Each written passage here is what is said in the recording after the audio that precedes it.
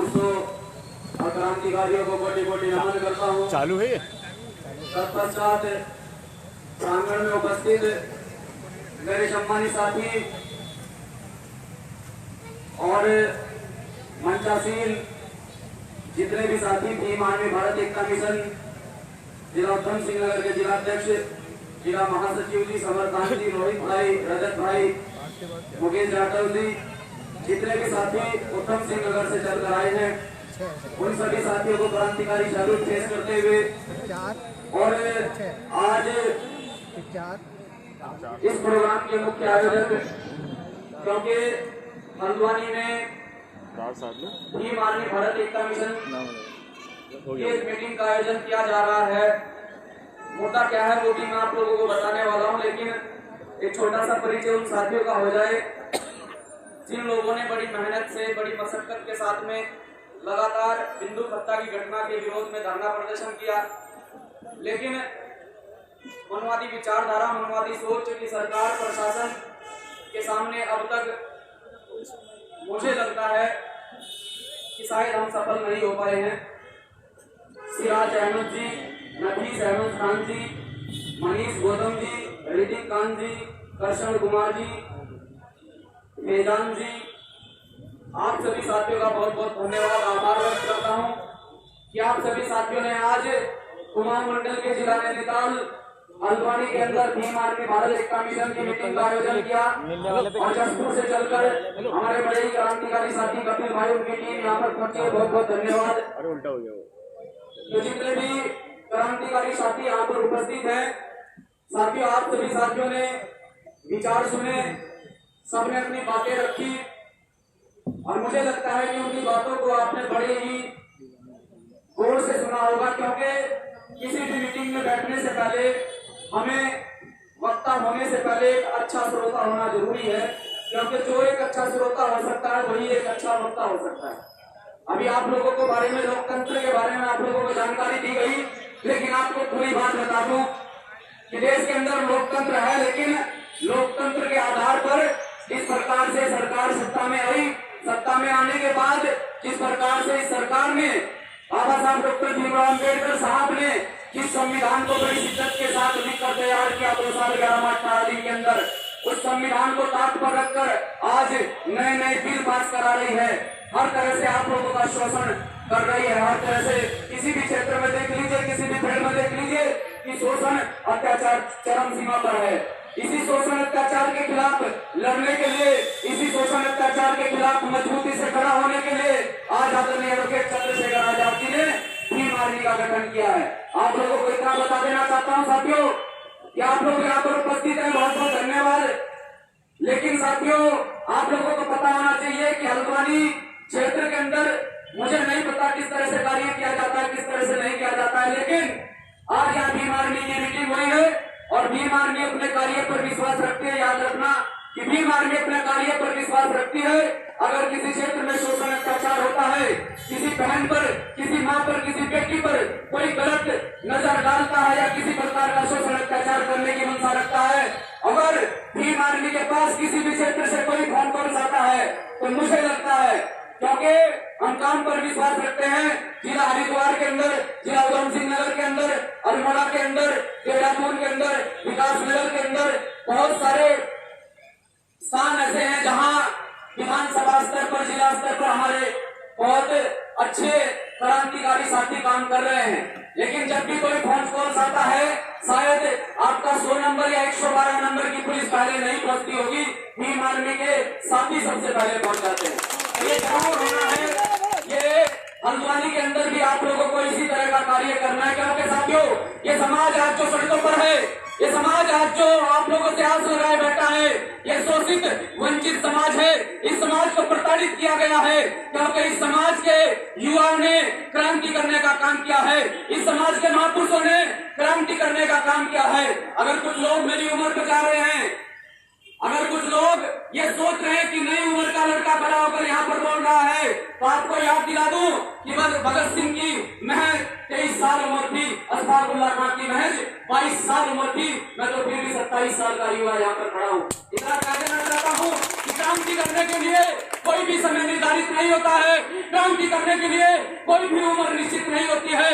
क्रांति खून में पैदा होती है और आप लोगों की रगों में क्रांति भरी पड़ी है, क्योंकि हमारे महापुरुषों ने इस देश के अंदर क्रांति की है। चाहे बाबा साहब से लेकर माननीय कांशीराम साहब तक, ज्योतिराव फुले साहब तक, माता सावित्रीबाई फुले तक, कोई भी महापुरुष किसी का भी इतिहास उठाकर देख लीजिए। इस देश के अंदर अगर किसी ने क्रांति करने का काम किया है तो बहुजन महापुरुषों ने काम किया है। और अगर किसी ने इस देश के अंदर अंग्रेजों की गुलामी करने का काम किया है, अंग्रेजों के तलवे चाटने का काम किया है, इन्हीं लोगों ने किया है। जो लोग आज तुम पर शोषण अत्याचार करने का काम करते हैं, आज अपने आप को बाहुबली बताने का काम करते हैं। मैं समाज को कहना चाहता हूँ कि समाज के लोगों, आज आप संगठन के आधार पर संगठित हैं, क्योंकि बाबा साहब ने आप लोगों को कहा कि समाज के लोगों शिक्षित बनो, संगठित रहो और संघर्ष करो। आज हमारे लोग शिक्षित भी हो रहे हैं, आज हमारे लोग संगठित भी हो रहे हैं, आज हमारे लोग संघर्ष भी कर रहे हैं। आप लोग देख सकते हैं कि किसी भी गलत नीति के खिलाफ वही व्यक्ति खड़ा होता है जिसके अंदर समाज की पीड़ा होती है, जिसके अंदर समाज का दर्द होता है। आज यहाँ बराबर में जो धरना चल रहा है, नो स्कूल नो फीस, हम उस धरने का पूर्ण समर्थन करते हैं, क्योंकि साथियों वो किसी एक विशेष व्यक्ति का धरना नहीं चल रहा है, वो पूरे समाज के लिए साथी लड़ रहा है। और भीम आर्मी का प्रत्येक बच्चे का ऐसे क्रांतिकारी साथी को सैल्यूट करते हैं। समाज के साथ हो रहे अत्याचार शोषण के खिलाफ आवाज बुलंद कर रहा है। साथियों, किसी भी प्रकार से डरने की आवश्यकता नहीं है, क्योंकि साथियों सिर्फ इतना कहना चाहता हूँ कि साहब ने एक बात कही थी कि 100 साल गुलामी की जीने से बेहतर है तुम एक दिन आजादी का बनना। और वो एक दिन आजादी का बनने के लिए हम लोग तैयार बैठे हैं, क्योंकि अगर आज आप लोग समझ गए, आज आप लोगों ने अपने संज्ञान में बात डाल ली कि आने वाला समय अगर हम लड़ जाते हैं, हम यहाँ पर इस सिस्टम के खिलाफ खड़े हो जाते हैं, तो आने वाला समय हमारे बच्चों का होगा, आने वाला समय हमारे समाज का होगा। क्योंकि यहाँ फ्रेम मक्कार धोखेबाजों की सरकार है। ये फ्रेम करके, ये धोखेबाजी करके, ये चीटिंग करके, फ्रॉड करके इस देश के अंदर सत्ता में आए हैं। इस देश के अंदर इन लोगों ने अपनी सरकार बनाने का काम किया है। नहीं तो जब ये लोग विदेशों में जाते हैं तो वहां पर जाकर बोलते हैं कि मैं खुद की धरती से आया हूँ, मैं खुद की धरती से आया हूँ, लेकिन खुद की धरती पर राम मंदिर निर्माण कराने का काम करते हैं। हम ऐसे व्यक्ति को बिल्कुल भी मान्य नहीं करते हैं जो विदेशों में जाकर झूठ बोलता है और देश में आकर उसका खंडन करता है।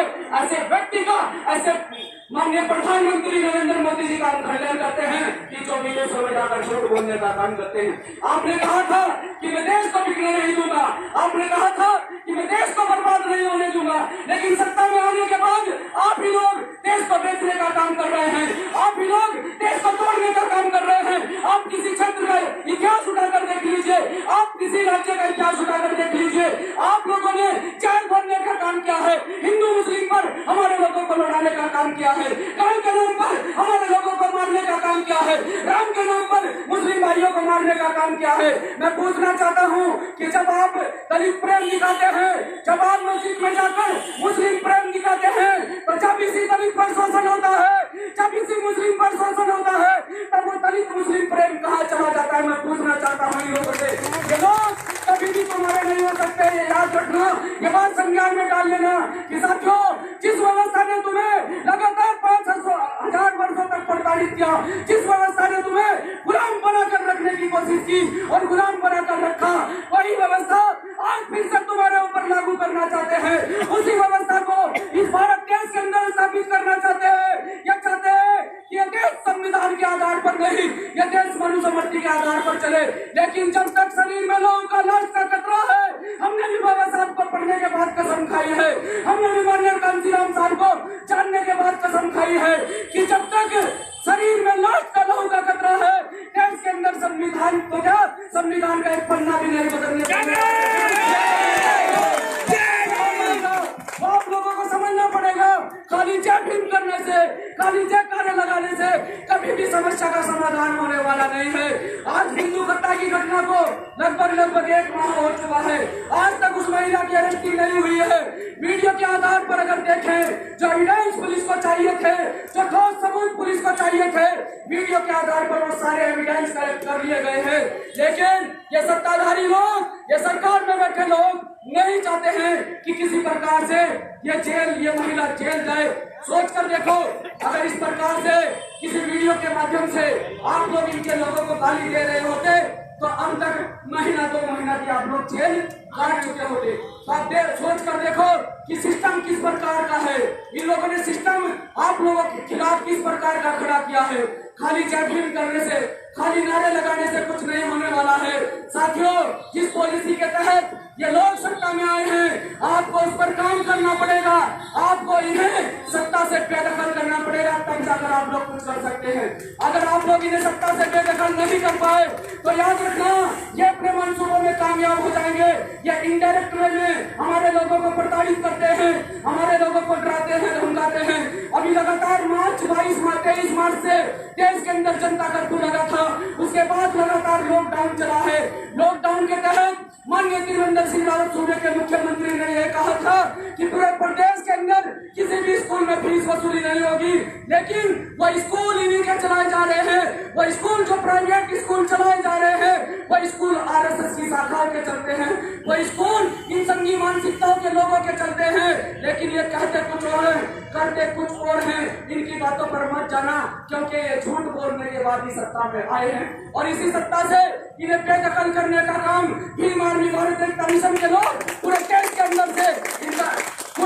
अंदर से इनका वजूद उखाड़ कर फेंकेंगे आप लोगों की बदौलत। अगर आप लोग भीम आर्मी के साथ मजबूती से खड़े रहे, मजबूती से आप लोगों ने भीम आर्मी का निर्माण जिला नैनीताल हल्द्वानी के अंदर किया, तो मैं इतना वादा आप लोगों को दिलाता हूँ कि साथियों, जिस प्रकार से हरिद्वार के अंदर, जिस प्रकार से उधम सिंह नगर के अंदर, जिस प्रकार से अल्मोड़ा देहरादून के अंदर अगर किसी भाई पर, किसी साथी पर शोषण अत्याचार होता है तो अत्याचार करने वाला व्यक्ति 100 बार सोचता है कि ये काम करूं कि ना करूं। अगर कर दिया तो भीम आर्मी के लोग तुरंत इस पर एक्शन लेंगे।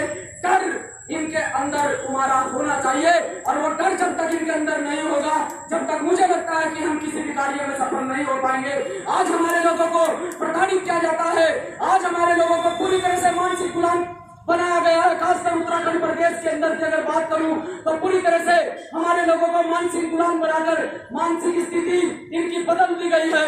अरे साथियों, सिर्फ इतना कहना चाहता हूं कि बाबा साहब ने आप लोगों के लिए संघर्ष किया, माननीय कांशीराम साहब ने आप लोगों के लिए संघर्ष किया, आज चंद्रशेखर आजाद पूरे देश में आप लोगों के लिए संघर्ष कर रहे हैं।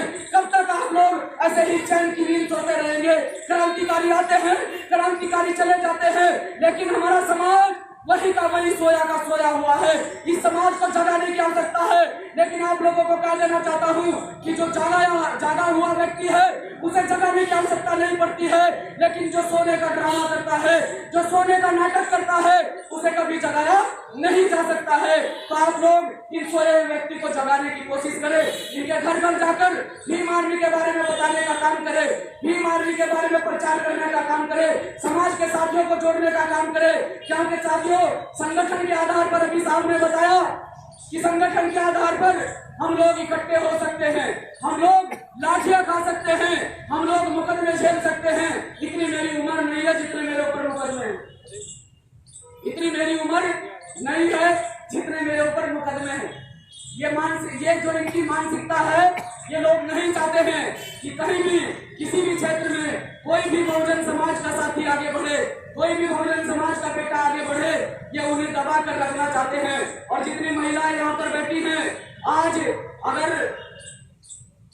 अगर महिलाओं को बराबरी का अधिकार मिला है, सम्मान मिला है, आज एक महिला ने अपमान किया बाबा साहब के इस समाज का, आज एक महिला ने अपमान किया इस बहुजन समाज का, उस महिला को अगर जानकारी दूं, अगर आज वो इतना बोल रही है, अगर आज वो इतना बोल रही है, आज उसे अधिकार मिले हैं हर फील्ड में जाने का। आज महिला आईएएस बनती है, पीसीएस बनती है, डॉक्टर बनती है, इंजीनियर बनती है, तो महिलाओं पुरुषों के साथ साथ में हमारे ऊपर तो बाबा साहब का बहुत बड़ा रहम करम है। लेकिन महिलाओं को कहना चाहता हूँ कि आपको एहसान बंद होना चाहिए बाबा साहब डॉक्टर भीमराव अम्बेडकर साहब का, कि आज प्रत्येक समाज की महिलाएं, चाहे वो किसी भी समाज की महिला हो, प्रत्येक समाज की महिलाओं के अधिकारों के लिए बाबा साहब डॉक्टर भीमराव अम्बेडकर साहब ने लड़ाई लड़ी और हिंदू कोड बिल्कुल लेकर संसद के अंदर पास कराने का काम किया। लेकिन कुछ मनवादी मानसिकता के लोगों ने उसका विरोध करने का काम किया था। अगर कोई महिला अब भी मानसिक रूप से प्रताड़ित हो और कोई महिला के ऊपर अब भी दूसरी व्यवस्था सवार हो या दूसरी विचारधारा सवार हो, तो मैं उसे इतना कहना चाहता हूँ कि सिर्फ और सिर्फ एक हिंदू कोड बिल की पुस्तक ले और उस हिंदू कोड बिल को पढ़ने का काम करे। पता चल जाएगा कि महिलाओं की स्थिति क्या थी। उस मनुस्मृति के आधार पर महिलाओं को निचली श्रेणी में रखा गया था। यह कहा था कि महिला को जितना प्रताड़ित किया जाए उतना कम, जितना घर में रखा जाए उतना कम। किसी भी महिला को किसी भी फील्ड में कोई नौकरी करने का अधिकार नहीं था, कोई संपत्ति रखने का अधिकार नहीं था, पल्लू से बाहर निकलने का अधिकार नहीं था। सती प्रथा जब इस देश के अंदर सती प्रथा लागू थी तो किसी महिला को दूसरा विवाह करने का अधिकार नहीं था। वो महिला अपने पति के साथ में सती कर दी जाती थी। अरे आपके ऊपर तो एहसान होना चाहिए बाबा साहब का कि आप देश के अंदर पूरी तरह से स्वतंत्र है और स्वतंत्र होने के बाद भी आप लोग बाबा साहब के उपकार को, बाबा साहब के एहसान को भूल कर बैठ गई और इसी बाबा साहब के समाज को गालियां देने का काम करते हैं। लेकिन फिर भी मैं सम्मान करता हूँ समस्त साथियों का जो इस आंदोलन का हिस्सा बने और एक ऐसी सरफरी महिला, मैं सरफरी कहूँगा, एक ऐसी सरफरी महिला जिसे ये ही नहीं पता है कि सामने वीडियो बन रही है, तुझे क्या बोलना है क्या नहीं बोलना है, जिसके अंदर इतना घमंड है अपनी जाति को लेकर, तो मैं इतना कहना चाहता हूँ कि वो बराबर वाला प्लॉट ये बहुजन समाज के लोग इतने मजबूत हैं कि हल्द्वानी जिले के अंदर खड़े हैं। अगर उस महिला को इतनी दिक्कत है तो उस प्लॉट का बेच कर चले जाए, अभी पेमेंट करेंगे उसका। जय भीम। अपना प्लॉट बेचना चाहती है तो अभी पेमेंट करेंगे उसका। अगर निचली जाति के लोग बोलते हैं कि निचली जाति के लोग, अगर दलित समुदाय से इतनी परेशानी है, इस बहुजन समुदाय से इतनी परेशानी है, तो हम छोड़कर नहीं जाएंगे, क्योंकि ये तो हमारा यहाँ मूल निवासी समाज के लोग खड़े हैं, हम यहाँ के मूल निवासी हैं, तो इस जमीन पर हमारा जन्मसिद्ध अधिकार है, क्योंकि हम यहाँ के मूल निवासी है, तो हम छोड़कर नहीं जाएंगे। तुम्हें जाना है बेशक भाग जाए, और वो महिला अगर वहाँ से जाना चाहती है, उसे हमसे बदबू आती है, हमसे घिन आती है, तो जिस रेट पर वो अपना प्लॉट बेचकर जाना चाहती है, तो बहुजन समाज के लोग बैठे अभी खरीदने का काम करें। तुम जा सकते लेकिन हम नहीं जाएंगे, ये तो सच्चाई है। तो जितने भी साथी यहाँ खड़े हैं, जितने भी साथियों ने इस प्रोग्राम में हिस्सा लिया है, एक कुमाऊं मंडल की बात हुई कि कुमाऊं मंडल में 6 जिले पड़ते हैं और 6 जिलों में 6 जिलों में 2 जिलों में भीम आर्मी भारत एकता मिशन के साथी बहुत अच्छे से मेहनत कर रहे हैं, कार्य कर रहे हैं। तो एक कुमाऊं मंडल में मंडल स्तरीय कमेटी का गठन करने के लिए अभी मेरे सामने एक प्रस्ताव आया। मैं बड़ा खुश हूँ कि एक ऐसा प्रस्ताव मेरे सामने आया कि जहाँ बार बार मुझे जाने की आवश्यकता पड़ रही है और मुझे जाना पड़ रहा है, कहीं ना कहीं काम का बोझ कम होगा और मंडल स्तरीय कमेटी का गठन होगा, तो 6 जिलों की जो जिम्मेदारी है वो मंडल कमेटी को दे दी जाएगी। मंडल कमेटी उन 6 जिलों पर काम करेगी। मैं बहुत बहुत आभारी हूँ यहाँ की टीम का, उधम सिंह नगर की टीम का, कि आज कम से कम लगभग 6 जिले आज मंडल कमेटी पूरी करने के बाद हमारे 6 जिले कंप्लीट हो जाएंगे। लेकिन साथियों, छोटी सी बात आप लोगों के संज्ञान में डाल दूं, अगर कोई किसी का अंधभक्त यहाँ पर बैठा हो, मुझे फर्क नहीं पड़ता है, मैं जो बोलता हूँ मैं बिल्कुल लीडर होकर बोलता हूँ, क्योंकि मैं बाबा साहब को मानने वाला व्यक्ति हूँ, बाबा साहब की विचारधारा को फॉलो करने वाला व्यक्ति हूँ। डरता मैं किसी से नहीं हूँ। यहाँ से जाने के बाद हमारे साथ में क्या होगा क्या नहीं होगा कोई फर्क नहीं पड़ता है, लेकिन अगर हमारे साथ में कुछ गलत होता है, हमारे साथ में कोई अमान्य घटना घटित होती है, तो इतना कह देना चाहता हूँ कि इस समाज में क्रांति की जो गति है वो दुगनी स्पीड पर होगी, क्योंकि क्रांतिकारियों के मरने के बाद क्रांति कभी रुका नहीं करती है। और जितने भी साथी यहाँ से भीम आर्मी से जुड़े हैं, जिन साथियों ने भीम फोर्स के जो साथी भीम फोर्स के प्रदेश अध्यक्ष जी और प्रदेश उपाध्यक्ष जी, जिन्होंने भीम फोर्स जो उनका संगठन चल रहा था, उस भीम फोर्स के संगठन को आज भीम आर्मी में सम्मिलित करने का काम किया, मैं उनका बहुत बहुत धन्यवाद करता हूं और उम्मीद करता हूं कि वो लगन और मेहनत ईमानदारी से काम करेंगे, क्योंकि साथियों इस संगठन को हाथ जोड़कर कहता हूं, इस संगठन को ईमानदार, लगन और मेहनती लोगों की आवश्यकता है, क्योंकि समाज पहले ही बहुत ज्यादा ठगा जा चुका है। तो यहाँ पर किसी भी प्रकार से कोई भी ठगीबाजी, किसी भी प्रकार से कोई भी धांधलेबाजी मैं नहीं चलने दूंगा। अगर किसी व्यक्ति को काम करना है करे, लेकिन ईमानदारी से काम करे, क्योंकि समाज बहुत बड़ी तादाद में यहाँ पर है। ये समाज आपके कार्य को देख रहा है। आपके कार्य के आधार पर आपको आगे बढ़ाने का काम किया जाएगा और आपके कार्य से ही आपकी पहचान होगी। कभी भी किसी भी विशेष व्यक्ति की पहचान उसके नाम से नहीं होती है, उसके काम से होती है। तो आपका कार्य ही आपकी पहचान है।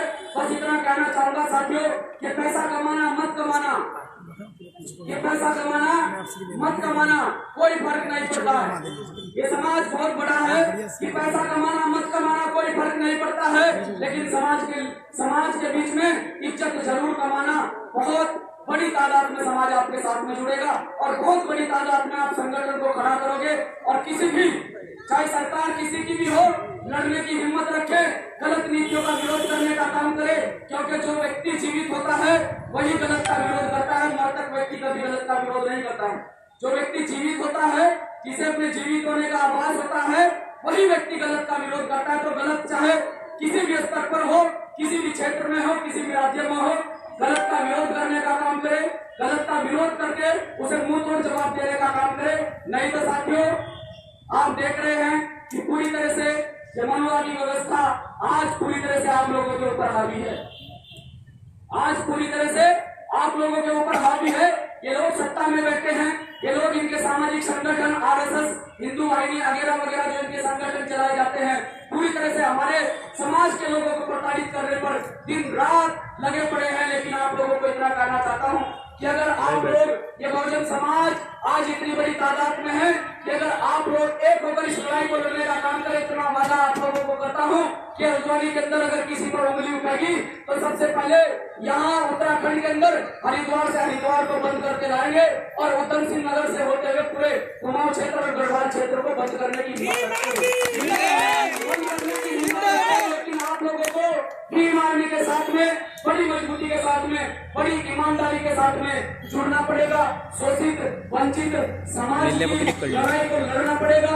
इस लड़ाई को लड़कर उनके हक अधिकारों के प्रति आपको खड़ा होना पड़ेगा। क्योंकि सरकार नहीं चाहती है कि आप लोग किसी तरह की आवाज उठाओ, प्रशासन नहीं चाहता है कि आप किसी तरह की आवाज उठाओ। आज सरकार के खिलाफ जाकर आप लोग धरने प्रदर्शन करते हैं, भूख हड़ताल करते हैं। ये सरकार बिल्कुल किसी भी स्तर पर किसी भी बहुजन समाज के व्यक्ति की आवाज को तब तक नहीं सुनती है जब तक आप लोग कोई बड़ा धमाका नहीं करते हैं। तो धमाका करना पड़ेगा। और धमाका किस प्रकार का होगा? धमाका इस प्रकार का होगा कि लोग जब हमारी बात को नहीं सुनते हैं तो बहुजन समाज बहुत बड़ी तादाद में है। समाज से अपील करो कि हल्द्वानी क्षेत्र में पहुंचने का काम करे और इतना यहाँ पुलिस प्रशासन ना हो जितना हल्द्वानी क्षेत्र में बहुजन समाज का साथी इकट्ठा हो। हजारों की संख्या में यहाँ पर इकट्ठा होकर एक धमाका ऐसा करो कि सरकार के कान खुल जाए कि एक जय भीम का नारा हल्द्वानी के अंदर गूंजा था, उससे पूरी सरकार हिल गई थी। जिस प्रकार से दिल्ली तुगलकाबाद का मंदिर इन्होंने ध्वस्त करने का काम किया था और पूरे दिल्ली के अंदर ये बहुजन समाज इतनी बड़ी संख्या में इकट्ठा हुआ था कि राज्य सरकार के साथ साथ में केंद्र सरकार का तख्ता हिलाकर रख दिया था। तो आप लोग बड़ी अच्छी तादाद में यहाँ पर हैं, बड़ी अच्छी जनसंख्या में हैं, आप लोग बहुत कुछ कर सकते हैं। मेरी शुभकामनाएं आप लोगों के साथ है और जो भी घोषणा यहाँ से की जाएगी मैं उन सभी साथियों से एक बार फिर से अपील करता हूँ कि सभी साथी बड़ी ईमानदारी से, लगन से, मेहनत से काम करें। आपके द्वारा किया गया काम समाज हित में होना चाहिए। आपके द्वारा किया गया काम समाज को अच्छी दिशा देने के लिए किया जाना चाहिए। जय भीम, जय भारत।